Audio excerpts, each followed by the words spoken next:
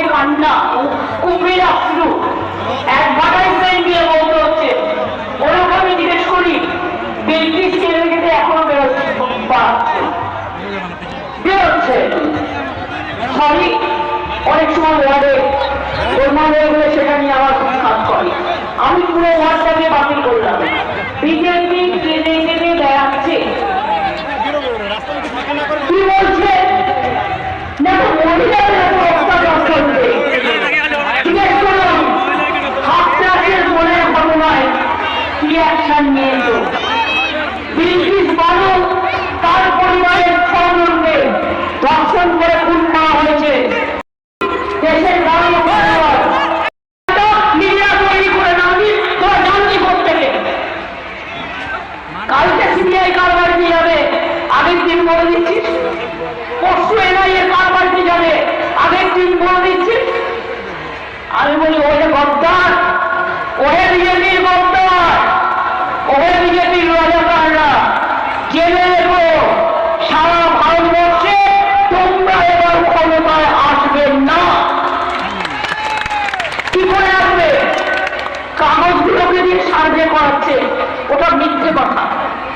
মনে রাখবেন নিজেদের টিম দিয়ে 5 লক্ষ লোক আছে, ওদের টাকা দিয়ে পৌঁছে তাদের দিয়ে সার্ভে করছে, করে বলছে এটা টিভিতে দেখাও, নাহলে তোমার টিভি বন্ধ করে দেবো, এটা কাগজে দেখাও। দেখিয়ে কি বলছে? বিজেপি 500 সিট পাবে, কোথাও বলছে 500 টাকা নিচে 600 সিট পাবে, নানা রকম বলে যাচ্ছে। আপনারা বিশ্বাস করেন? যদি আপনারা আমি জিজ্ঞেস করি দিল্লিতে বিজেপি সিট পাবে,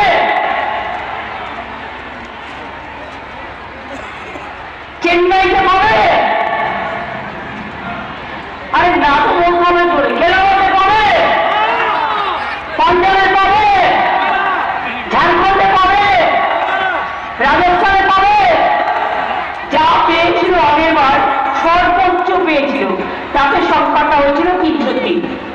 আর এবারে মধ্যপ্রদেশে হাফ যাবে, রাজস্থানে হাফ যাবে, চেন্নাইও পাবে না, তেলেঙ্গানাও পাবে না, বিহারেও অতটা পাবে না, উত্তরপ্রদেশেও অখিলেশরা ভালো লড়াই করছে, আমাদেরও একজন অখিলেশের সাথে লড়াই করছে, মানে ওর সাথে বাংলাও পাবে না। তারা পাবে না কোথার থেকে সিট? কোথার থেকে হবে 400 সিট? গুণ কাকে কান নিয়ে পালালো বলে ওইটাকে বিশ্বাস করবেন না, বিশ্বাস করবেন নিজেকে, বিশ্বাস করবেন মাটিকে। কি ভাই বলে না এনআরসি হবে, এনআরসি চান, এনআরসি চান।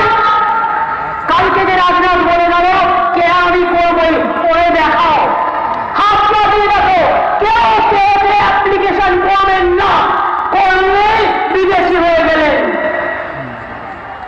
আপনারা গণতান্ত্রিক অধিকারের দায়িত্ব আমাদের, আমরা সবাই নাগরিক, কারো অধিকার চলে যাবে না, সবাই লক্ষ্মীর ভান্ডার পাবেন, শুধু পাবেন না যতদিন মা বোনেরা বেঁচে থাকবেন সারা জীবন ধরে পাবেন, এটা মাথায় রাখবেন। সংখ্যালঘু ভাতা দিচ্ছি পাবেন, মেধাশ্রী পাবেন, ঐক্যশ্রী পাবেন, শিক্ষাশ্রী পাবেন, বয়স্ক ভাতা পাবেন, কৃষক ভাতা পাবেন, বিনা পয়সায় রেশন পাবেন, স্বাস্থ্যসাথী পাবেন, বিয়ে না হলে উপস্থিতির জন্য 25,000 টাকা পাবেন। এরকম আরো অনেক আছে। সেলফ হেল্প গ্রুপের জন্য আমরা প্রতি জেলায় জেলায় বড় বড় বাজার তৈরি করে দেবো, যাতে তারা তৈরি করা জিনিস সেই বাজারে গিয়ে বিক্রি করতে পারে।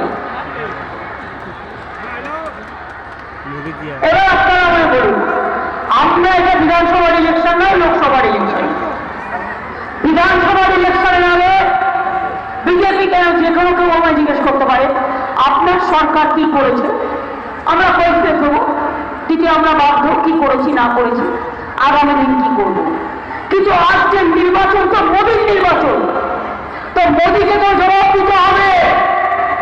আপনি 10 বছরে কি করেছেন, কেন বেকার বেড়েছে, কেন জিনিসপত্রের দাম বেড়েছে,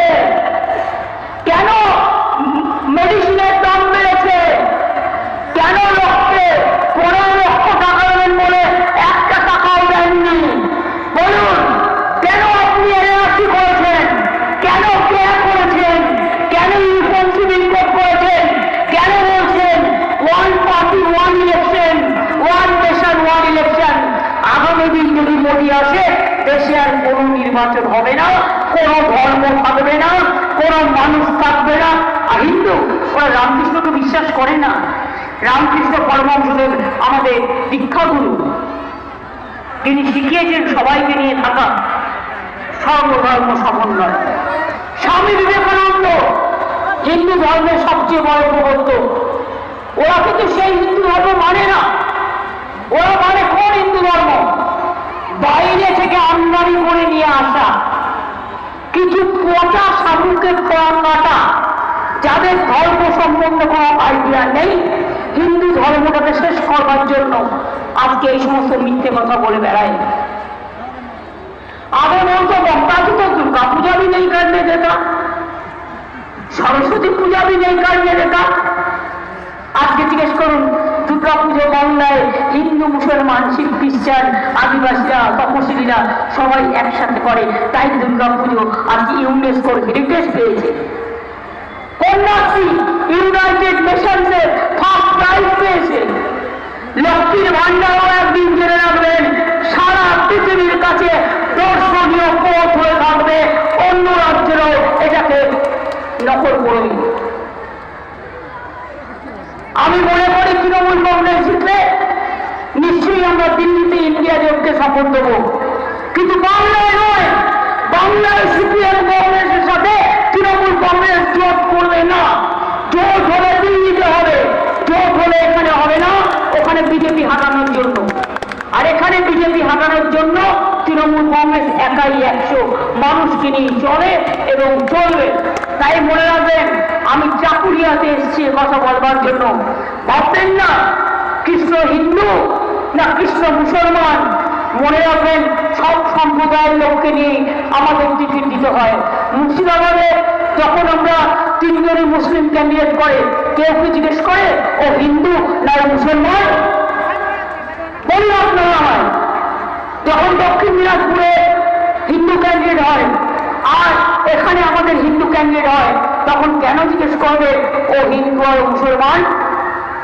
ওখানে সেলিম ভোট কাটতে ঢুকেছে মুর্শিদাবাদে, বিজেপির পাকিচ্ছ। ও হচ্ছে একটা বিজেপির পাকিচ্ছ, আর এখানে যে ছোকরা দাঁড়িয়ে